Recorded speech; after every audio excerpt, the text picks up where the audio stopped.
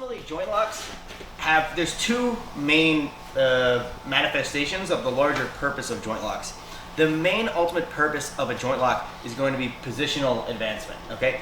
Which is moving upwards towards upper body position and ultimately, I would argue, the back, though you could say other positions as well. So how is that the case, right? 'Cause a lot of people would just say, well, joint lock it's a break, right? Well, let's look at that a little bit deeper. A joint lock can cause one of two things. The first thing it could cause is obviously just a break, right? Which in most cases in a match is going to cause a tap, right? Pete's going to tap, I get him at a heel hook, that's the end of the match. Let's imagine now Pete's just like a crazy tough guy, but he doesn't want to tap to this. What's the point of the joint lock then? Okay, I break his leg. I've gotten something good out of this, but what have I gotten out of it? Well, now he's physically inhibited, right? What's the benefit to him being physically inhibited? He's unable to prevent me from making positional advancement on him, right? So what's the second manifestation of that idea, go find your back again, is when he doesn't allow himself to be broken and he defensively responds, he's going to have to defensively respond. Let's just pretend, for instance, it's a heel hook by, in this case, turning out, and that could give me opportunities to pass, take his back. So defensive responses, okay, which he's preventing the break, is going to give me the opportunity to make positional advancement on him. So ultimately, it always comes back to this idea of positional advancement, usually towards the back. Okay, in MMA, it might be like the mount, you could argue, but ultimately, in submission grappling, it's the back. Okay, these two different things, the break or the defensive reaction, both lead to that.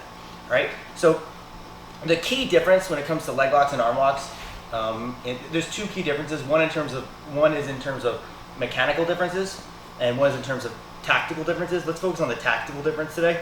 Okay, what sort of defensive reactions, assuming Pete doesn't want to be broken, are leg locks and arm locks going to produce, and how can we make positional advancements, specific positional advancements, making use of those defensive reactions? All right, so Pete, come to your knees right here.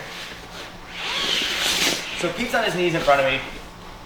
I'm going to use a hand fighting strategy to gain access to this leg, all right? So first I'm going to gain a 2-on-1 like so. I post on his hip to regulate distance, and now I create off balancing by, square up again. I create off balancing by pushing this foot out, right? Now I go for an arm drag, and to prevent me from gaining access to his back, right, he's going to defensively respond by picking this leg up. That gives me inside positioning right here. Now one way we can entangle his leg is like so, where I gain a scoop grip, and now I go to an X guard, and I use this to make a transition to an outside reap. Now, when it comes to leg locks, the number one defensive response we see that people will make in order to prevent us from attacking their legs is going to be he's going to bring his own hips to the mat. Because here, if my foot stays at the front of his far hip, okay, if he brings his own hips down to the mat, with a back sit, yeah.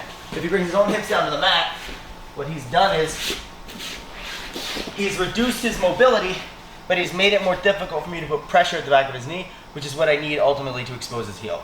There's other ways we can expose the heel here, of course. It changes when we're in a double-seated situation. But that's the main thing we see initially. Okay, guys bring their hips down to the mat. We're going to continue with that sequence, but just to continue on this point a little bit. Like, how often do you see this, right? You're trying to elevate a guy and he sits back, right? And then sometimes they'll even just give you top position because they don't want you to get at their legs, right? How often do you guys see it? That's like super, super common, right? So the number one positional advancement we can make with leg locks is them bringing their hips down to the mat and us getting on top, okay? So just to continue with that same sequence we're gonna practice.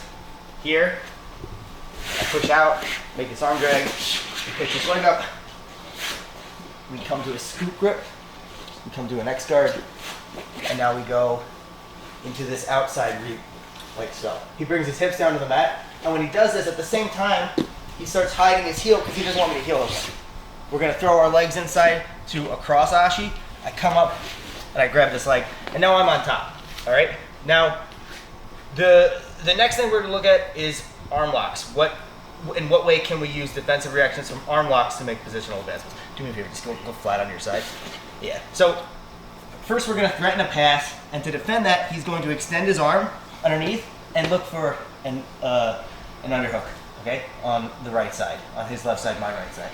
Okay, now because his arm is extended, he's using that to prevent me from gaining access to his hip. What I can do is I can turn this way, grasp his wrist, okay, and get under his elbow, okay? So underneath his elbow, I have a Kimura, From here, I come up to my forehead, I roll forward like so. Now the number one positional advancement we can make with arm locks is going to be exposing the back, all right? Typically what people are going to do to defend arm locks of most sorts is connect their hands together, all right? Now sometimes in this T Kimura position, people will come up for me, yeah. Sometimes that'll happen, but assuming that he doesn't want you to take his back and he stays flat down, how can we force back exposure through the use of the thread of the arm lock, okay, which makes him connect his hands? Well, we can do this. I'm gonna kick this leg up, I slide this knee up, and I come to a standard pin Ju-Jitsu. Now from here, because the thread of the arm lock encourages him to connect his hands, what I can do is, okay, I can use that to fall to my side and pull him, even if he doesn't if he wants to keep his back flat on the floor, keep your back flat on the floor. It's pretty hard because his hands are connected and I can pull him up. If at any point he lets go of his hands, you could just arm lock him, right? You okay? Yep. Okay. So he has to keep those hands connected, otherwise we're gonna go in for the break. Okay? So he keeps his hands connected, we fall back, and we come and expose his back, right? And we've reached the pinnacle of the sport in terms of position, okay? So this is how I want you guys to start thinking about joint locks. It's not just about, if you just think in terms of submission, that's like really, really like simple-minded. We want to take it further past like, oh, well, I got a submission and the guy tapped, right?